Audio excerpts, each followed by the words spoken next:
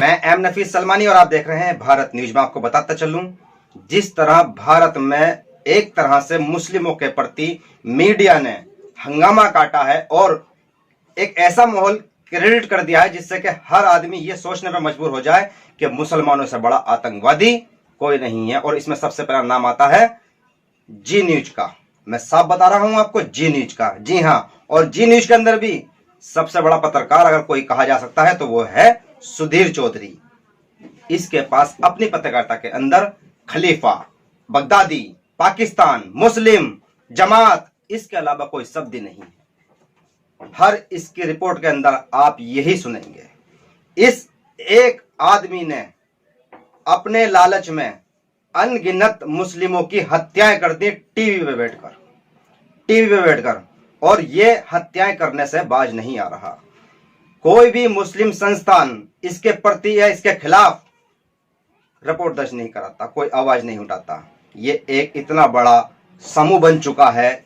नफरत फैलाने वालों का, और उसका ये मुखिया बन चुका है जिसका कोई जवाब देना भी मुनासिब नहीं समझ रहा है या डर रहा है। ये डर वाजिब भी है, क्योंकि एक पूरा तंत्र, ऐसा तंत्र इसके साथ खड़ा है और इसको सपोर्ट कर रहा है। वो है सोशल मीडिया पर, और कह सकते हैं एक धार्मिक संगठन के रूप में या एक राजनीतिक संगठन के रूप में। ये हत्याएं नहीं रुकेंगी, क्योंकि मैं इसको हत्या ही कहूंगा, क्योंकि किसी का मानसिक संतुलन खो जाना या किसी को एक तरह से दिमागी डिस्टर्ब कर देना या किसी की बदनामी या किसी को भी उठाकर यह कह देना कि ये जिहादी हैं, ये नफरत फैला रहे हैं, ये मौलाना है, ये मुल्ला है, ये टुल्ला है, इस तरह के शब्दों की भाषा पत्रकारिता के अंदर ना पहले कभी सुनी गई थी और ना अब आगे सुनी जा सकती है। पर हाँ, ये कहा जा सकता है कि भारत में कुछ चैनल, जिनको गोदी मीडिया नहीं भड़वा मीडिया कहा जाए, वो लोग दिखाने की रातों दिन कोशिश कर रहे हैं। इसी में एक बात मैं कहता चलूं कि मुस्लिमों की आवाज बन चुके हाफिज गुलाम सरवर, जो बहुत ही कम वक्त के अंदर सोशल मीडिया पर पहुंचकर जिस आवाज जो उठाई है गुलाम सरवर ने, उस पर कई तरह से उन लोगों के पेट में दर्द होने लगा था जो नहीं चाहते कि मुस्लिम कौम पढ़े लिखे आगे बढ़े। बात तो करते हैं कि मुस्लिम कौम शिक्षा हासिल करे, बात तो करते हैं कि मुस्लिम स्वस्थ रहे और कहीं ना कहीं सिस्टम में जुड़ जाए, पर जोड़ने नहीं देना चाहते हैं और शिक्षा को हासिल नहीं करने देना चाहते हैं। मैं बात कर रहा हूं हाफिज गुलाम सरवर की, जिनके ऊपर एक झूठा स्टिंग ऑपरेशन करके खुद ही अपनी ओर से एक तरह से कहा जा सकता है, साफ गोई के साथ कहा जा सकता है कि खुद जी न्यूज और सुधीर चौधरी फंसता नजर आ रहा है। क्योंकि दिल्ली पुलिस ने जिस तरह हमें हाफिज गुलाम सरवर ने बताया है फोन के माध्यम से, और कहा है कि भाई दिल्ली पुलिस ने उनसे पूछताछ की, पूछताछ करने के बाद में उनको एक तरह से कह दिया कि भाई आप घर बैठिए और हम देखेंगे पूरा माजरा क्या है। तो इस तरह से किसी को भी परेशान कर देना, और जिस तरह से अब वो फंसता नजर आ रहा है, तो कम से कम ये बात देखी जा सकती है कि वो एक बार खबर चलाने के बाद में माफी मांगने की भी यानी कि एक तरह से कोशिश नहीं करता है और मुंह छुपाता फिरता है, और अगला हथियार बना के तैयार कर देता है मुस्लिमों के नाम का। अगला हथियार चलाने की कोशिश करता है मुस्लिमों के नाम पर। तो ये कब तक चलता रहेगा? हाफिज गुलाम सरवर वो आवाज बन गए थे जो चुभने लगे थे खुद उन मौलवियों की नजर में, जो कथाकथित मौलवी पैसे लेकर टीवी डिबेट में आते हैं। जैसे कि अनुच्छेद 341 पर लगी मजहबी पाबंदी पर बात करने के लिए जिस तरह एजाज अली ने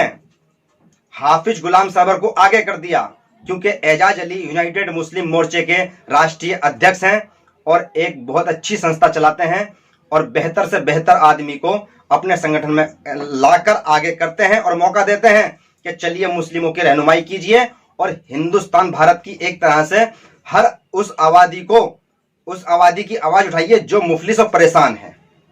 तो इसमें अगर एजाज अली ने हाफिज गुलाम सरवर को आगे किया और हाफिज गुलाम सरवर ने अपनी मेहनत के दम पर और हर तरह हिंदू मुस्लिम एकता की बात करते हुए अगर आगे बढ़ने की कोशिश की, तो ये प्रोपेगेंडा रचा गया कुछ कथाकथित मौलवियों की ओर से, जो मौलवी कहलाने लायक भी नहीं है, और उन्होंने ये हथकंडा अपनाते हुए एक स्टिंग या यूं कहो फर्जी स्टिंग ऑपरेशन करवा दिया, और एक न्यूज चैनल जो यूट्यूब पर चलता है और अखबार है राज सहारा, उसको बदनाम कराने की पूरी हरचंद कोशिश की गई। पर भारतीय कानून, संविधान इसका सभी सम्मान करते हैं और इसीलिए सम्मान करते हैं कि यहाँ पर भेदभाव नहीं होता है। और इसी भेदभाव को नकारते हुए, खत्म करते हुए दिल्ली पुलिस ने और हाफिज गुलाम सरवर ने जैसा हमें बताया है कि भाई अभी इस तरह का कोई भी सबूत ऐसा नहीं मिला है जिससे कि कहा जाए, जैसे जी न्यूज, बहुत से तो छी न्यूज कहते हैं, मैं सीधा बोल रहा हूँ जी न्यूज, जैसे इल्जाम लगाए कि यहाँ से गलत हो रहा था, यहाँ से जमातियों को निकाला जा रहा था, हाफिज गुलाम सरवर जमातियों को इकट्ठा करके कोरोना वायरस गली गली मोहल्ले मोहल्ले फैला रहा था, और इस तरह से एक पत्रकार, फर्जी पास, सारे इल्जाम लगाए जो सारे निर्धारित थे और किसी पर भी, और खुद सबसे बड़ी बात, कभी भी पत्रकार पार्टी नहीं बनता है, पर यहाँ तो हमने पत्रकार को भी पार्टी बनते हुए देखा। अब जरूरत है भारतीयों को जागने की कि किस तरह कथाकथित पत्रकार, या यूं कहा जाए गोदी मीडिया या दलाली करने वाले कुछ पत्रकार जो किसी आतंकवादी से कम नहीं है, वो किसी को भी बदनाम और बर्बाद कर सकते हैं। आप मेरे साथ जितनी भी तस्वीरें चल रही हैं, आप इन सब में तस्वीरों में देख सकते हैं कि हाफिज गुलाम सरवर ने किस तरह अनुच्छेद 341 की आवाज उठाई, हाफिज गुलाम सरवर ने किस तरह दलित मुस्लिम वर्ग की आवाज उठाई, हाफिज गुलाम सरवर ने किस तरह शाहीन बाग या सीएए या एनआरसी के खिलाफ मुस्लिम, सिख, ईसाइयों को एकजुट किया और हिंदू समुदाय को बताया कि किस तरह बाहर से आने वाले लोगों से खतरा हो सकता है। केंद्र सरकार, या एक तरह से कहा जा सकता है कि मौजूदा वक्त की सरकार बिना सोचे समझे कोई भी निर्णय ले लेती है और उसका नतीजा भारतीय जनता को भुगतना होता है और पड़ता है, वक्त पर पड़ता रहता है। इसमें आप चाहे कैसा भी रिकॉर्ड उठा के देख लें, नोटबंदी से लेकर आज लॉकडाउन तक भारतीय जनता हमेशा सरकार का सहयोग करती है, पर भारतीय जनता लुटती रहती है, पिटती रहती है। तो उन्हीं मुद्दों पर हाफिज गुलाम सरवर आवाज उठाते रहते थे और ये कथाकथित मुल्लाओं को पसंद नहीं था, बर्दाश्त नहीं हो पा रहा था, क्योंकि हाफिज गुलाम सरवर कम शब्दों में नहीं, बेहतर शब्दों में, ज्यादा से ज्यादा डिबेट करते हुए, बेहतर से बेहतर फिलोसफी को लाते हुए, सबके सामने सच्चाई को लाते हुए हर बात का जवाब दिया करते थे, बताते थे कि किस तरह किस कानून से या किस कानून से नुकसान और फायदा होगा। पर यहां पर उन कथाकथित मुल्लाओं को परेशानी थी जो पैसे लेकर डिबेट करते हैं, इस्लाम को बदनाम बर्बाद करते हैं। यहां पर उन लोगों को नुकसान हो रहा था, उनकी संस्थाएं जो छोटी छोटी संस्थाएं बनाकर बैठे हैं मुस्लिमों के नाम से और मुस्लिमों के नाम पर पैसा कमाते हैं, चाहे उसमें चंदे के रूप में कमाएं या टीवी डिबेट में बैठ के कमाएं या किसी राजनीतिक पार्टी से पैसा लें, या यहां तक भी कहा गया है कि हो सकता है कि इनके बड़े बड़े संगठन जो कि अर्थव्यवस्था को भारत की डुबाने के लिए बैठे हैं या भारत का माहौल खराब करना चाहते हैं, जैसा आतंकवादी संगठन भी हो सकते हैं, इन कथाकथित मुल्लाओं को पैसा देते हैं और इनके जरिए सच्चे लोगों को बदनाम कराया जाता है। यह जरूरत है उन सभी लोगों को देखने की कि कौन हैं वो लोग जो सही लोगों को बदनाम कर रहे हैं। मैं हाफिज गुलाम सरवर की बात कर रहा हूं। हाफिज गुलाम सरवर ने ऐसा कोई मुद्दा नहीं जनता का जिसकी आवाज नहीं उठाई। जंतर मंतर से लेकर गली मोहल्ले चौक तक हमने कई बार अपने भारत न्यूज पर दिखाया है कि हाफिज गुलाम सरवर अनुच्छेद 341 के लिए किस तरह आवाज उठाते हैं, इसी तरह किस तरह हिंदू मुस्लिम एकता के लिए, भाईचारे के लिए हाफिज गुलाम सरवर आवाज उठाते हैं, यूनाइटेड मुस्लिम मोर्चे को चला रहे हैं। उसी के माध्यम से जंतर मंतर से लेकर आप देख सकते हैं खुरेजी में या शाहीन बाग या बिहार, झारखंड, उत्तर प्रदेश के अनगिनत जिले, और ऐसा कोई चैनल नहीं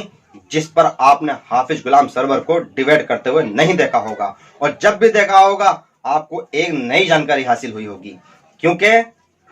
मुस्लिमों में जो मौलवी होते हैं, खास करके वो मौलवी जो इमामत करते हुए, इमामत इन्हीं के एक तरह से इसलिए छोड़ दे कि नहीं मैं पैसे नहीं लूंगा इमामत के, और वहां कहा जाता है कि भाई नहीं हम तो इमामत के पैसे देंगे, पर हाफिज गुलाम सरवर ने वहां भी पैसे नहीं लिए थे और छोड़ दी थी इमामत इसलिए कि भाई मैं पैसे लेके इमामत नहीं करूंगा, पर मुझे वो मौके दिए जाएं, मुझे वो काम दिए जाएं जो एक इमाम को करने दिए जाएं। पर नहीं, अक्सर ऐसा होता है, जो मुस्लिम है वो इस बात को अच्छी तरह समझ सकते हैं कि एक मौलवी यानी कि जो मस्जिद का इमाम मौलवी होता है, इमाम जिसको कहा जाता है, उस पर कैसे कैसे प्रतिबंध मोहल्ले के ही मस्जिदों की कमेटी के लोग लगा देते हैं। पर हाफिज गुलाम सरवर ने उन सब चीजों से दूर हटते हुए चाहा था कि शिक्षा फ्री हो, शिक्षा ज्यादा से ज्यादा हो, मस्जिदों के अंदर लोग पढ़ें, नमाज के साथ साथ पढ़ाई भी हासिल करें, उनको ट्यूशन भी दिया जाए, दीनी और दुनियावी तालीम दी जाए। पर यहाँ पर भी उन लोगों को ये बात बर्दाश्त नहीं हुई जो इस्लाम को धंधा और कारोबार बना के बैठे हैं और या बना के चलने की सोचते हैं या इसी के जरिए अपना परिवार पालना चाहते हैं। तो यहाँ भी गुलाम सरवर को डाउन करने की कोशिश की गई थी। तो हम इतनी बातें जो कह रहे हैं वो सिर्फ इसलिए बता रहे हैं कि आप कम से कम इतना तो जान लो कि जितने सच्चे लोग हैं उनको डूबने न दो, जितने सच्चे और अच्छे लोग हैं आप उनको बचा के रखो, उनके सपोर्ट में खड़े हो जाओ। भारत न्यूज पर यह खबर दिखाने का मकसद यही है और हम आगे भी ये कोशिश करेंगे कि हाफिज गुलाम सरवर को आपके सामने लाएं, हाफिज गुलाम सरवर से आपकी सीधी बात कराएं, हाफिज गुलाम सरवर को हम ये दिखाएं कि भाई वो आपके सभी बातों के जवाब दें। क्योंकि जिस तरह से एक स्टिंग ऑपरेशन किया गया और बदनाम करने की पूरी कोशिश की गई, साजिश रची गई, और उसी में एक समीर खान का नाम का व्यक्ति जो कि एक राजनीतिक व्यक्ति था, उसका सहारा लेकर जी न्यूज ने, सुधीर चौधरी ने उसका सहारा लेकर समीर खान का, जो कि लालू यादव की पार्टी आरजेडी जो पार्टी है बिहार में चलती है, उसके अपने आप को उसका कार्यकर्ता या मीडिया सेल का अधिकारी बताते हुए कहा कि भाई मैं मीडिया सेल से हूं और आप गुलाम सरवर साहब पार्टी के लिए क्या कर सकते हैं, हम आपको इतना देंगे इतना देंगे। तो हाफिज गुलाम सरवर भी वहां पे ये बता रहे हैं कि मैं बिहार में काम कर चुका हूं, यूनाइटेड मुस्लिम मोर्चे के लिए काम करता हूं, मैं मुस्लिमों के लिए काम करता हूं, हिंदू मुस्लिम एकता के लिए काम करता हूं, पर मैं चुनावों की बात इस तरह से नहीं करूंगा। पर ये सारी वीडियो जो चलानी थी वो नहीं चलाई जी न्यूज ने, और एक तरह से बिल्कुल ये कहा जाए कि जहां तक भी मसाला या नफरती मसाला था, जमात को जोड़ने की पूरी कोशिश की गई, कुर्ते पजामे को दिखाने की कोशिश की गई, टोपी दाढ़ी को दिखाने की कोशिश की गई। तो इस तरह से एक प्रोपेगेंडा रचा गया मुस्लिम के ही द्वारा। अगर समीर खान ना होता तो हाफिज गुलाम सरवर क्यों बात करते? अगर समीर खान नेता बनके या एक तरह से जिम्मेदार बनके भाई भाई करके 6 महीने तक पीछे ना कर पड़ता तो ये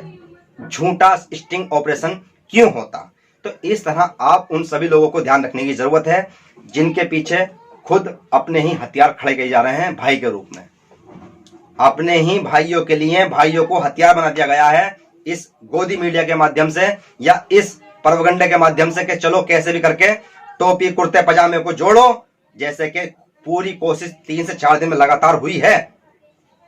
पाल घर की हत्या को लेकर।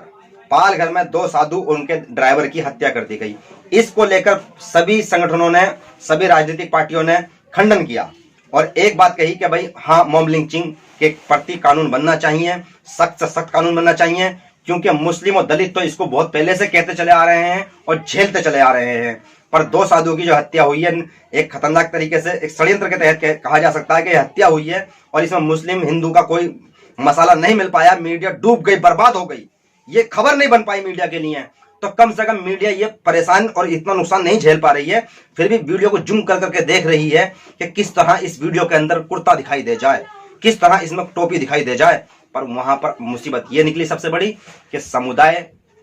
था आदिवासी समुदाय। वहां आदिवासी समुदाय था जिस पर कोई राज नहीं चलता, जिस पर कोई एक तरह से कह लो तीर या मीडिया का वाण नहीं चलता। वहां मीडिया फेल हो गई।